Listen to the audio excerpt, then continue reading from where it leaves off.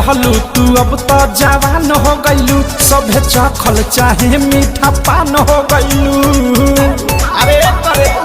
अरे सुनो ढोलैया रहलू तू अब तो जवान हो गईलू सभे चखल चाहे मीठा पान हो गईलू। झीली दर डरे से दिल में बान मारता ऐसन बदबा लाजो रे पलाजो तो हर जान मारता लाजो रे पलाजो तो हर जान मारता लाजो रे पलाजो तो हर जान मारता लाजो रे पलाजो तो हर जान मारता।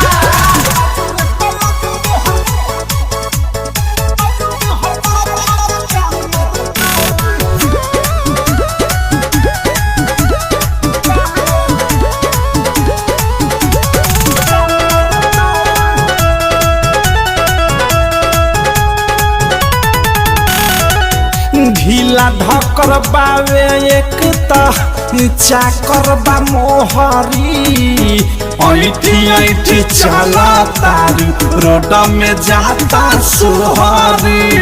आहे दादा ढीला ढकर बावे एक चाकर बा मोहरी ऐठी ऐठी चला तारी रोड में जाता सोहरी। कमसिन जवानी तोरू ने मारता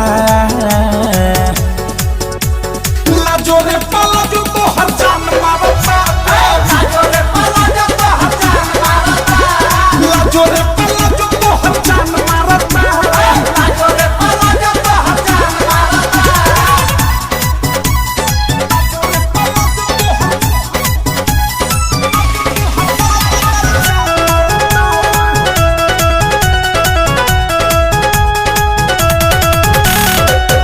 बॉडी के बनावट लहू के कैसन बका पारा प्रेमिया अधेश देखी देखी कह दिला फारा ऐसन बदबा